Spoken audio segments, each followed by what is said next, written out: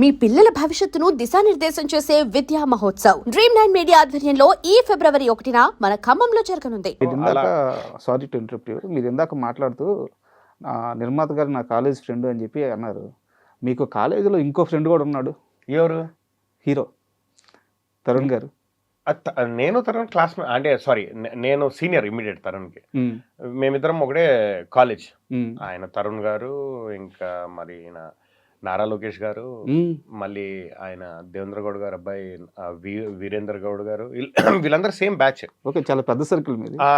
అంటే అప్పుడు ఇంటర్మీడియట్ లో నేను వాళ్ళకి సీనియర్, 1 year సీనియర్, వాళ్ళు నాకు 1 year జూనియర్. అందరం కలిసి రెగ్యులర్ గా వాలీబాల్ ఆడేవాళ్ళము, కల్చరల్స్ లో పార్టిసిపేట్ చేసేవాళ్ళము, కలిసి కల్చరల్స్ చేసేవాళ్ళము.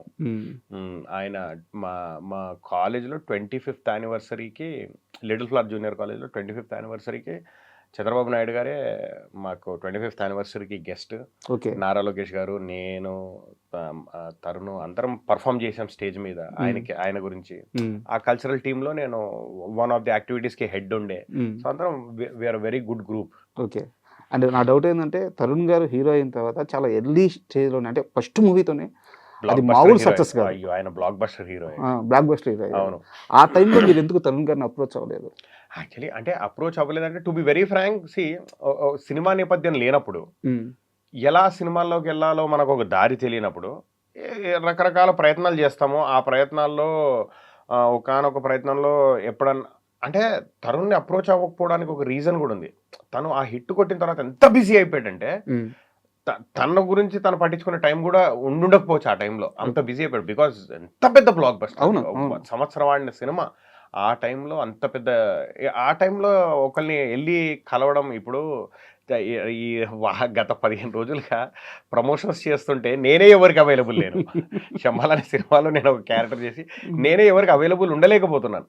బికాజ్ ప్రమోషన్స్లో తిరుగుతూ ఉన్నాము, ఫోన్లు ఒక దగ్గర ఉంటాయి, మేము ఒక దగ్గర ఉంటాము, ఇంటర్వ్యూలు అంటున్నారు. సో అలా 1-2 సార్లు ఏమంటారు కలవడానికి ప్రయత్నించినా కుదరలేదు. ఓకే.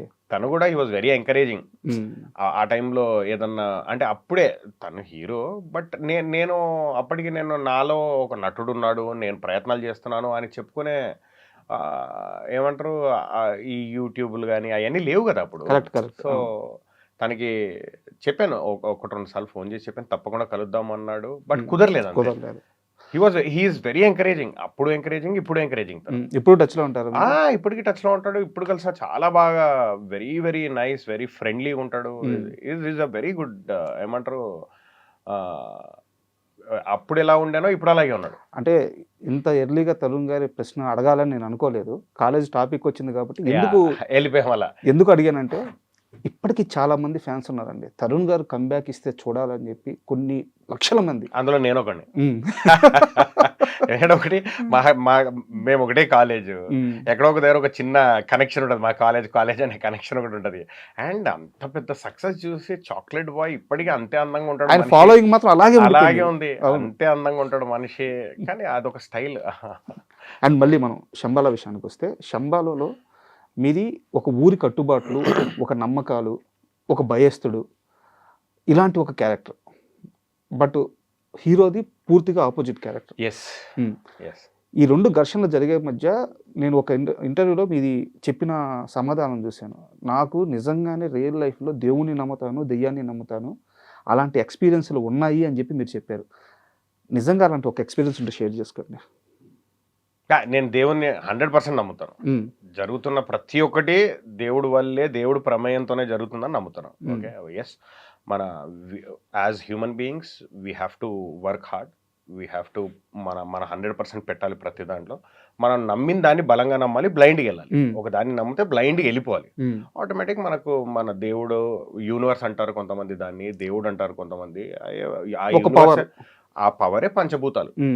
ఎగ్జిస్టింగ్ పవర్ ఇస్ పంచభూతాలు. సో ఆ పవర్ అంటారు కొంతమంది. సో అది నేను బలంగా నమ్ముతాను. అట్ ద సేమ్ టైం దయ్యాలు కూడా నమ్ముతాను. ఓకే, నేను ఎక్కడైనా ఏ హోటల్లో అయినా సినిమా షూటింగ్ల నిమిత్తం కానీ, హాలిడేస్ నిమిత్తం కానీ, ఎక్కడికి వెళ్ళినా హోటల్లో 100% పడుకునేప్పుడు నేను ఒక మాట చెప్పే పడుకుంటాను. ఎవరికి? మీరందరు ఇక్కడ ఉన్నారని నాకు తెలుసు. మీరందరు హ్యాపీగా ఉండండి, నన్ను హ్యాపీగా పడుకోనివ్వండి, నేను మిమ్మల్ని డిస్టర్బ్ చేయను, మీరు నన్ను డిస్టర్బ్ చేయొద్దు. మ్. ఇది నాకున్న అలవాటు.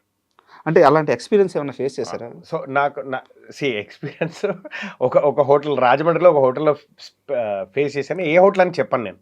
హోటల్ పేరు చెప్పండి, నాకు ఎక్స్పీరియన్స్ చెప్పండి చాలు. ఇది చాలా మంది నమ్ముతారు, నమ్మకపోవచ్చు. పర్లేదు. నమ్మకపోవచ్చు, it is left to them. అవును. నేను ఎక్స్పీరియన్స్ చేశాను కాబట్టి నాకు తెలుసు. ఓకే, షూటింగ్ ఈ మధ్యకాలంలో రిలీజ్ అయిన ఒక సినిమా షూటింగ్కి వెళ్ళాము రాజమండ్రికి. ఓకే. బాత్రూంలో స్నానం చేసుకొని బయటికి వచ్చాను. బయటికి వచ్చిన తర్వాత ఐ మీన్ లోపల ఒక అద్దం ఉంటుంది, బయట ఒక అద్దం ఉంటుంది కదా మనకు టాయిలెట్లో. సో టాయిలెట్లో అద్దం ఏమవుతుంది, మనకు వేపర్ అయిపోతుంది. అవును. ఏది స్నానం చేసినప్పుడు మొత్తం వేపర్ వచ్చేస్తుంది, మనం చూసుకోలేం. సో ఇమీడియట్ బయటికి వచ్చి చూసుకుంటూ టవల్ తీసి అలా తుడుచుకుంటున్నాను. ఇక్కడ రెడ్గా మూడు మార్క్స్ ఉన్నాయి నాకు ఇక్కడ. ఓకే. ఓకే, రెడ్గా 3 మార్క్స్ ఉంటే మేబీ ఏమనుకుంటాం, సోపు రాసుకునేప్పుడు ఏమన్నా ఉంగరాలు ఏమన్నా తగిలాయేమో ఏమో అనుకుంటాం.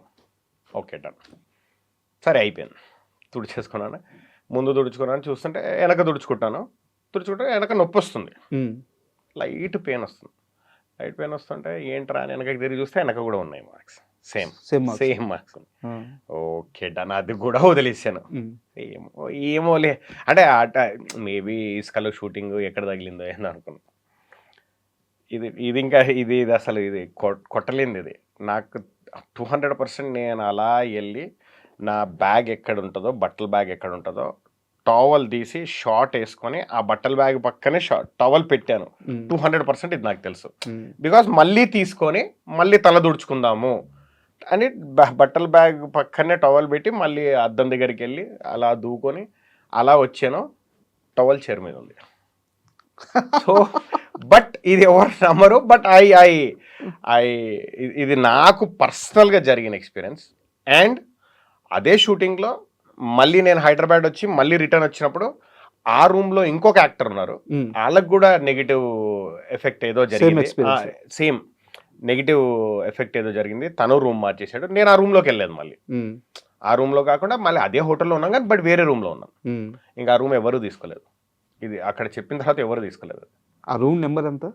I don't know, I guess probably 303 or 313 something like that. Okay, 303, 313. Yeah, ఇది 100% జరిగిన ఎక్స్పీరియన్స్, నాకే పర్సనల్గా జరిగిన ఎక్స్పీరియన్స్ ఇది. సో నేను నమ్ముతా, నేను నమ్మను, ఆ ఫీలింగే లేదు నాకు. పోనీ అట్ ద సేమ్ టైం భయపడతానంటే అది కూడా లేదు నాకు.